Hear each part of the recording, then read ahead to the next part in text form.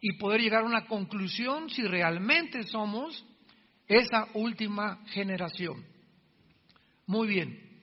En Mateo capítulo 24, días antes de morir, Jesucristo estaba reunido con sus discípulos y le hicieron las 3 preguntas más importantes dentro de la escatología.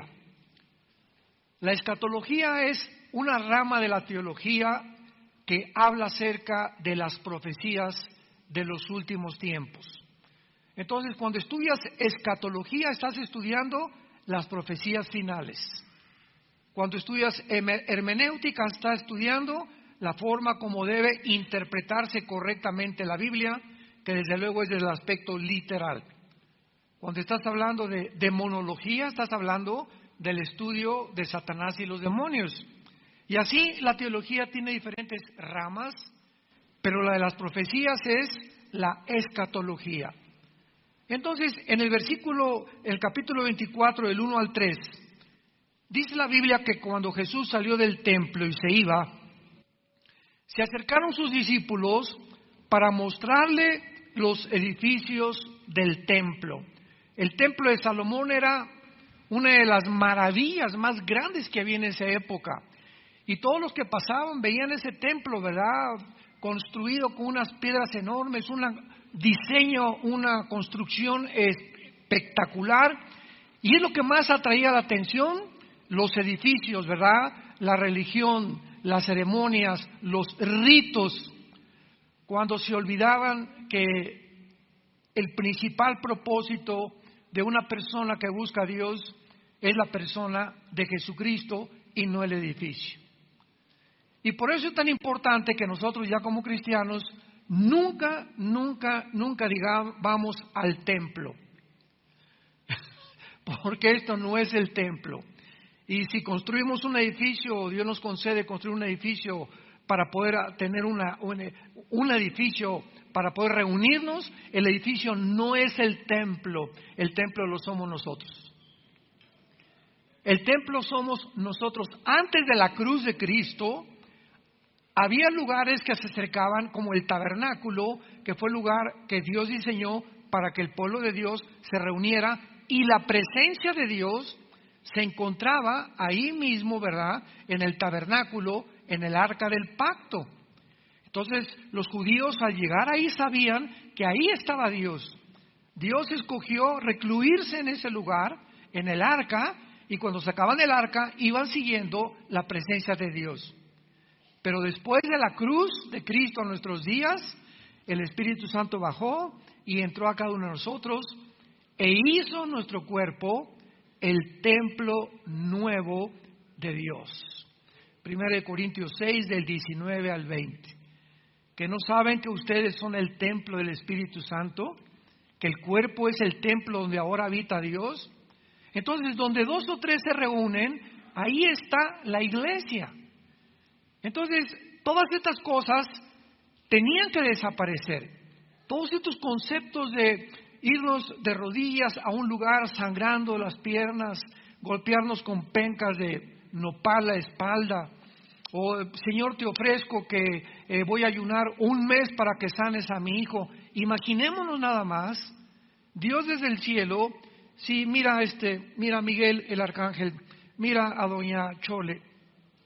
Tiene un mes la pobrecita que no come para que yo le sane a su hijo.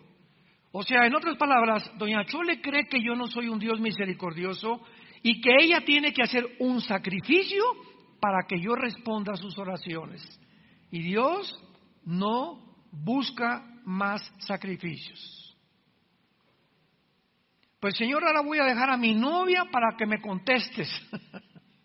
O voy a hacer esto para que o determinada acción para que tú puedas realmente saber que me tienes que responder y que yo te quiero.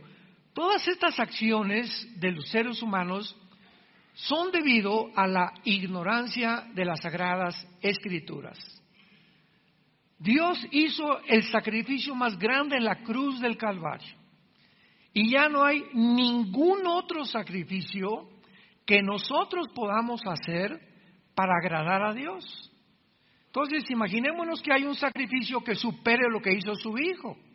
Entonces, Dios nos da ese sacrificio a nosotros para que nosotros podamos entender que ahora Dios no busca eso, Dios busca obediencia. Entonces, es la obediencia la manera. ¿Quieres agradar a Dios? Obedécelo. Y no cuando tengas un enfermo, cuando tengas un problema en tu casa, ahora sí voy a ayunar, ahora sí voy a hacer esta cosa para que Dios me oiga. Y viviste 2 o 3 meses atrás en desobediencia a la palabra de Dios. Entonces no podemos hacer negocio con Dios. No es el genio de la lámpara de Aladino que le pedimos un milagro y que nos los tiene que hacer. Porque aunque hagamos lo que hagamos, a Dios le agradamos por la fe. Hebreos 11:6. Y sin fe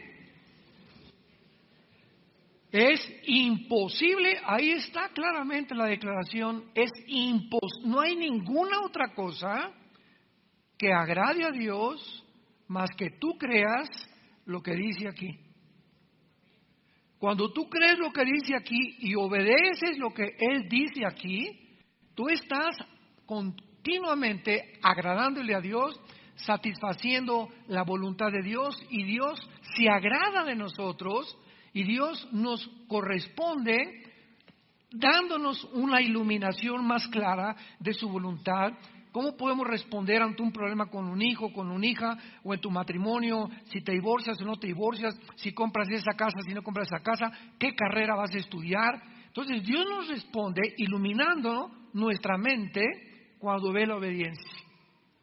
Y entonces la decisión que tomes no te vas a arrepentir el día de mañana, porque todas las decisiones son para bien o para mal. Todas las decisiones que tomes en tu vida te van a afectar el día de mañana, en una semana, en 2 meses, el año que entra, para bien o para mal.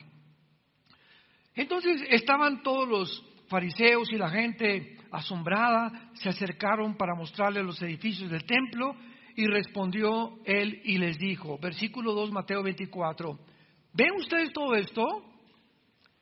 De cierto les digo que no quedará aquí piedra sobre piedra que no sea derribada. O sea, ustedes se asombran por lo que ven, admiran las construcciones y creen que eso es realmente la religión. Quiero decirles que toda esta maravilla de edificio y de construcción no va a quedar piedra sobre piedra. ¿Qué estaba Jesús tratando de decirles? No pongan sus ojos en el edificio, ni en los ritos, ni en las ceremonias, pongan sus ojos en mí. Yo soy el principal propósito por el cual tú debes vivir. ¿Cuándo se cumplió esta profecía? 70 años después de la muerte de Cristo. Vino Roma con Tito, el general romano, y arrasó Jerusalén, incendiaron Jerusalén, y hasta 1948, que lo vamos a ver, más casi 2000 años, los judíos quedaron sin templo famoso, sin sacrificios, sin el arca del pacto, sin la vaca heifer que necesitan, o la vaca roja para los sacrificios, etcétera, etcétera. Y entonces, sin entender nada, versículo 3, sentado Jesús en el monte de los olivos, los discípulos se le acercan y le hacen 3 preguntas. Vean las 3 preguntas de la profecía más importantes que le hicieron a Jesús. Número 1, dinos cuándo serán estas cosas. Número 1, le estaban preguntando a Cristo lo que acaba Cristo de decirles: ¿cuándo va a ser destruido el templo? Y aquí no les contesta Cristo, en Mateo 24 lo contesta en Marcos y en Lucas, en los otros evangelios, en Lucas 21 y en Marcos capítulo 13. ¿Cuándo serán estas cosas? Sabemos ya que la respuesta es 70 años después de Cristo, vinieron los romanos y acabaron, arrasaron, incendiaron Jerusalén.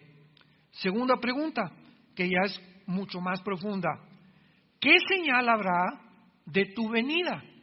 Esto lo contesta Cristo en el mismo capítulo, versículo 29. E inmediatamente después de la tribulación de aquellos días, vean las señales. Van a ver que el sol se va a oscurecer, la luna no dará su resplandor, las estrellas caerán del cielo y las potencias de los cielos serán conmovidas.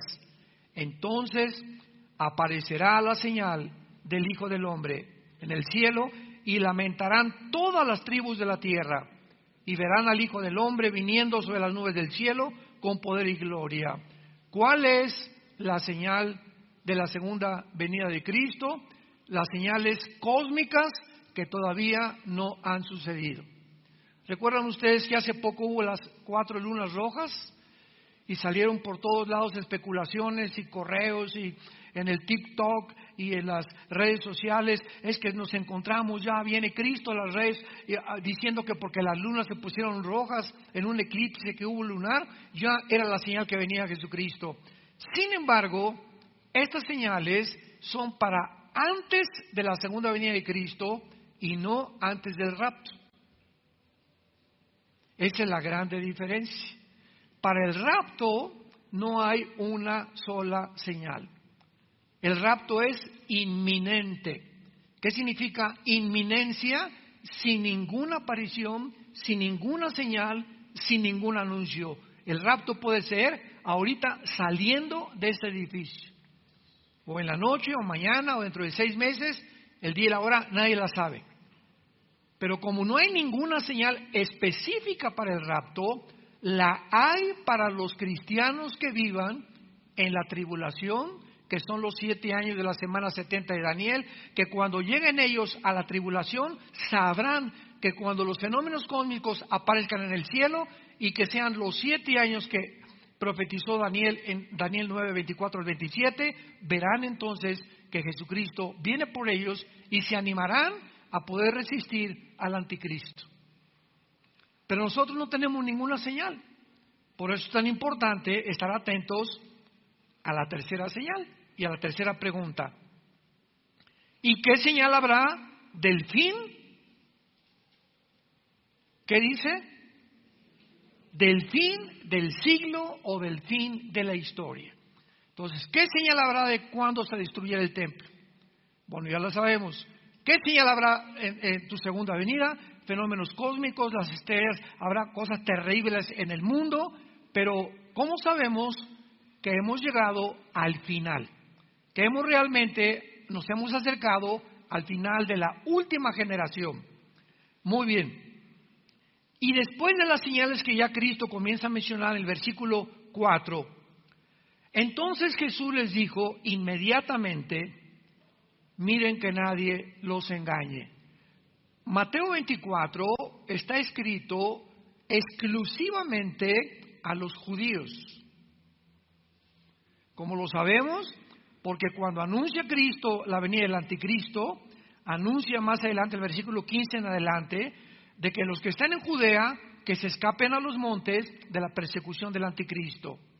Entonces, cuando Él les dice, miren que nadie los engañe, es porque ¿cuántos de ustedes han visto en los últimos meses que los judíos ortodoxos en Israel andan propagando que ya vino el Mesías? ¿No han visto ustedes en las redes sociales los videos? Se juntó un señor barbón con un sombrero y comenzaron a juntarse miles de judíos besándole la mano. Ahí están las redes sociales. Y estoy hablando de hace 2 o 3 meses. Hace un año apareció otro también, otro en Nueva York, otro rabino dijo que él era el Mesías y fueron a Nueva York, se salieron de Jerusalén y querían ver realmente que era el Mesías para adorarlo. ¿Y cuántos judíos se han enfrentado con engañadores y falsos profetas?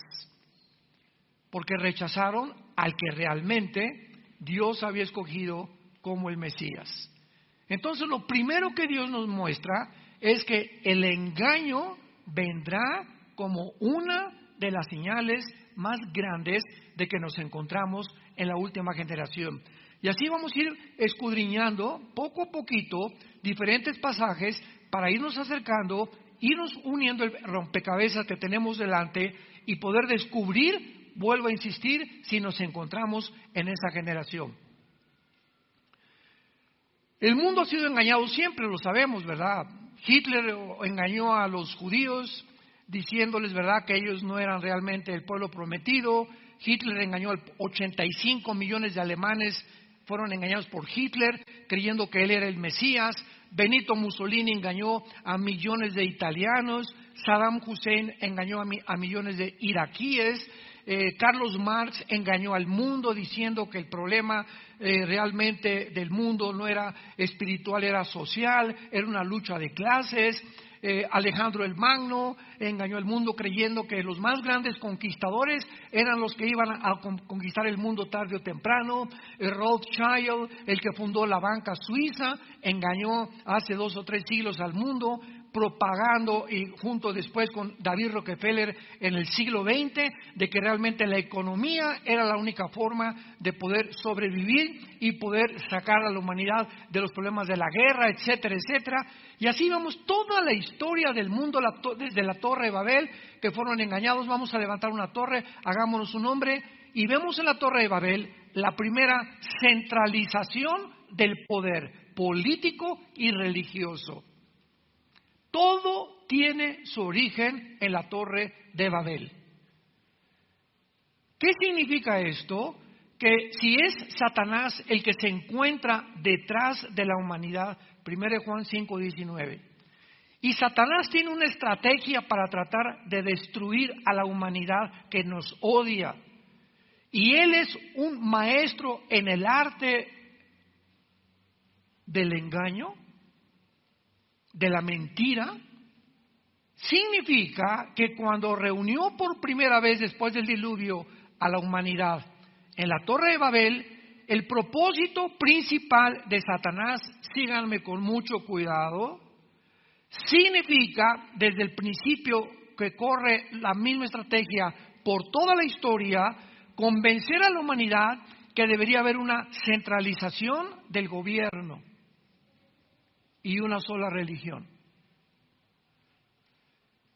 Y todos los faraones se creían dioses, los césares romanos se creían dioses, todos han querido que sean realmente ellos adorados, los dirigentes, y desde hace siglos el ser humano está buscando un solo gobierno mundial. En la mente de Satanás, ¿qué es lo que ocurre o cómo funciona esta mente diabólica? ¿Verdad? Porque él es 1000 veces más inteligente que cualquiera de nosotros, más astuto que cualquiera de nosotros. Las trampas que Satanás te ponga, no te las vas a imaginar. Satanás va a apelar a tus emociones, a tus sentimientos para engañarte, él nos supera en todas las áreas. No podemos nosotros humanamente enfrentarnos a poderes espirituales que están organizados, que nos llevan millones de años de antigüedad, de experiencia, de conocimiento, de sabiduría.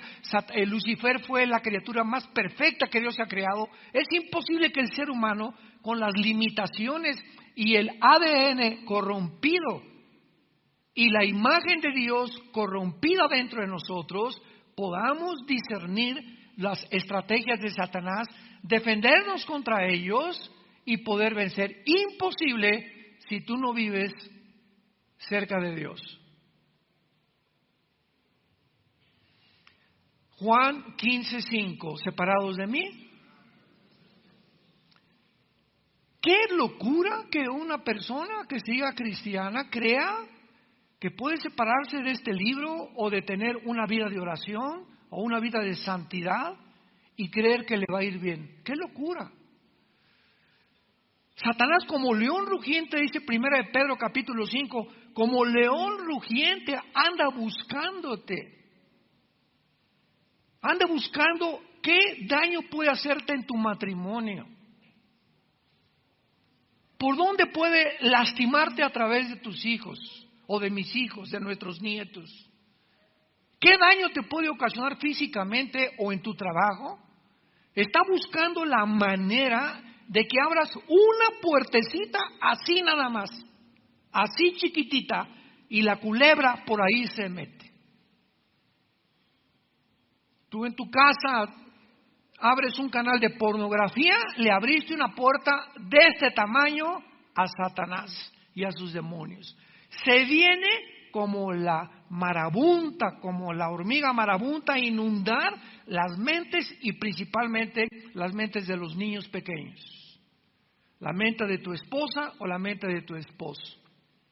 Todas estas puertas, el ocultismo, practicar la ouija, las cartas tarot, la lectura de la mano, que vayas a consultar a una bruja o que te hagan una limpia, todo eso abre puertas, abre portales, que hay una apertura entre el mundo físico dimensional de 4 dimensiones y el mundo multidimensional, que es el mundo de los espíritus. ¿Y qué es lo que abre las puertas? Para que estas entidades espirituales entren a este mundo, entren a tu casa, puedan tener control de tu mente. Lo acabo de mencionar.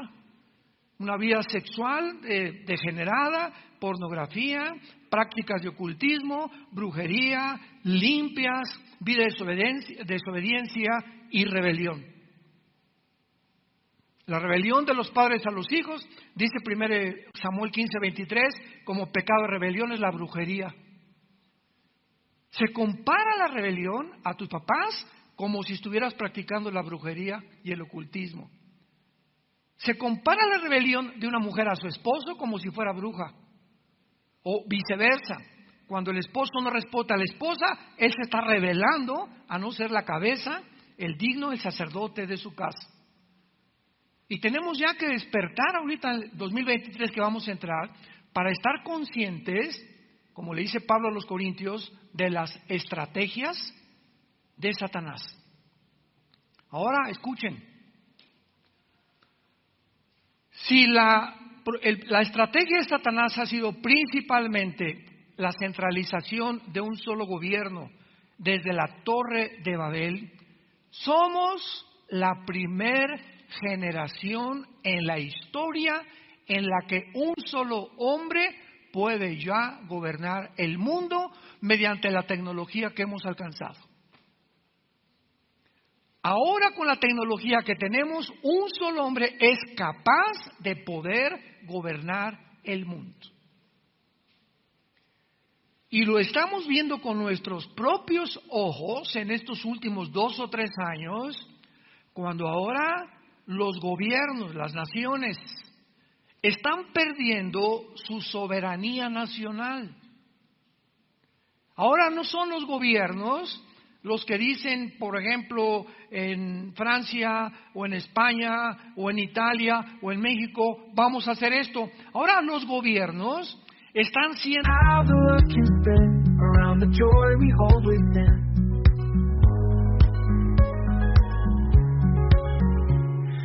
celebrating all the way they move, whisper soft and sweet as groove. Love's the rhythm, love's the beat. Two hearts twine where life has been. Bonding through life, stories we craft. In her eyes, a world unmasked. Funny how the love can spin around the joy we hold within.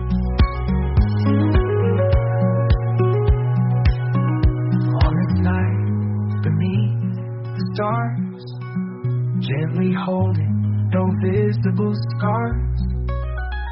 Funny how a heart can leap in love's ocean depths so deep. Manejados por una élite, por grupos de organizaciones y sociedades secretas, no gubernamentales, que son los billonarios, multimillonarios más grandes del mundo, reunidos para poder controlar, dictar los protocolos de lo que la gente debe creer y debe hacer. Pero para esto necesitan el control ¿de qué? De los medios masivos de comunicación. Tú controlas la comunicación de las masas y lo que ves en la televisión lo llegas a creer, lo que dicen las cadenas de información lo llegas a creer, y ellos pueden hacerte creer lo que ellos quieren que tú creas. Y lo acabamos de ver en los últimos 2 o 3 años. ¿Sabían ustedes que el 95% de los medios de comunicación en el mundo actualmente lo controlan 7 familias? Imaginémonos 7 familias. ¿Qué pasó, mi compadre? ¿Qué pasó? Vamos a reunirnos aquí. Son los más multimillonarios, dueños de todas las empresas y todo. No los gobiernos, los multimillonarios. Vamos a hacer esto, vamos a hacer aquello. Dice por un lado Elon Musk, el dueño de Proyecto X y ahora de automóviles Tesla. Vamos a contratar un grupo de genetistas y de científicos y de biólogos para que creen un chip que comenzamos a meterlo en el cerebro y vamos a meterlo en todos los laboratorios del mundo para que puedan a través de este chip las personas cambiar sus sentimientos y sus emociones y tratar de construir un soldado universal. ¿Ya abrieron los ojos? ¿Se dan cuenta el engaño? Y estamos aquí entrando al 2023 y muchos ahorita creo que ustedes están comenzando a despertar. No lo sabía. Ahora me doy cuenta. Pues sí es cierto. Pues sí es cierto. Y comenzamos a abrir los ojos. ¿Por qué? Porque el poder del engaño siempre funciona a través del miedo. Para que esto pudiera funcionar, primero Satanás, que es el arma más poderosa que tiene, porque la Biblia dice, en el amor no hay temor. 1 Juan 4:18. El perfecto amor, tener a Jesús y creer en Él, echa fuera tus temores, tus ansiedades, tus cosas que crees que van a suceder y que nunca van a suceder. Pero cuando el diablo sabe que es el miedo lo que nos puede paralizar, detener, congelar. Yo, por ejemplo, hace muchos años vivíamos en Acapulco y había una playa, La Condesa, en la que hay unas cosas así muy hondas que casi le prohibieron a la gente nadar ahí. Es porque tú entras a esa playa, entonces hay como un vado muy, muy profundo, como de 1 metro, que mucha gente sin saberlo se hunde. Y estás a 3 metros de la playa y viene una ola y no sabes nadar y te revuelca y te ahoga.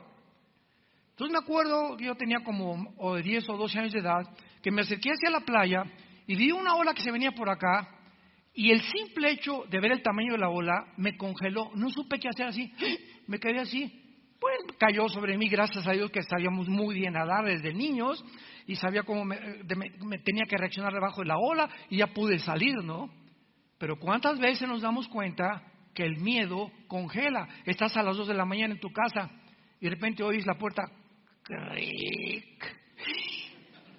¿No es cierto? Y nos quedamos así. ¿Me paro o no me paro? ¿Quién será? ¿Iré por la pistola o no? ¿O por el sartén o no? Pero al sentir algo que nos amenaza, impide que nosotros reaccionemos normalmente. El miedo congela, el miedo paraliza. Entonces, estamos en un mundo engañado. Qué interesante que al terminar la Biblia en Apocalipsis capítulo 12, se nos mencione finalmente la misma estrategia que usa Satanás. Y dice Apocalipsis 12, versículo 9. Y fue lanzado fuera el gran dragón, la serpiente antigua que se llama el diablo y Satanás, el cual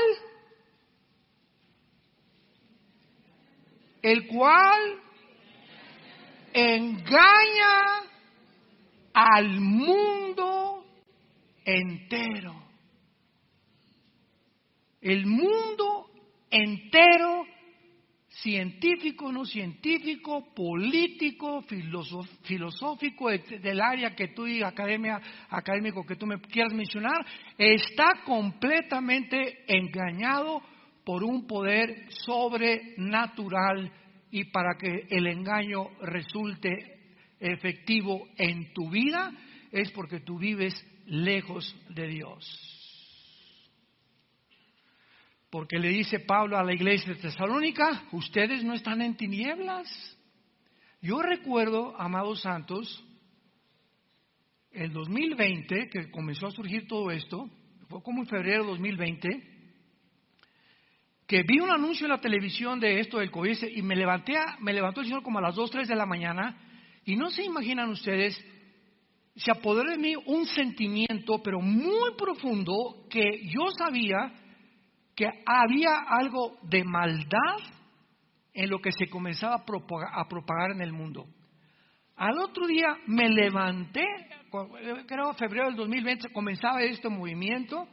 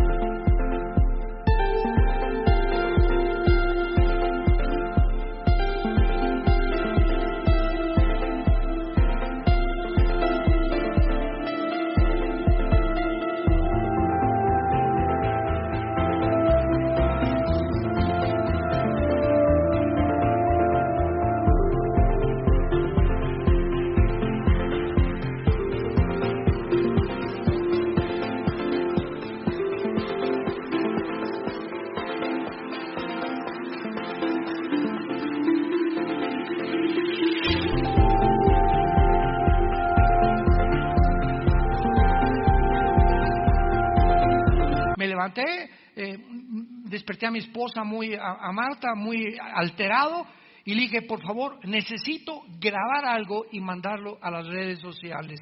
Y lo grabé. Y no se imaginan, se me vino el mundo entero, casi me crucifican. Que yo estaba inventando, que yo no era biólogo, que yo era microbiólogo, etcétera, etcétera. Y todavía está ese primer video que mandé en las redes sociales diciendo, esto es un engaño, no lo crean.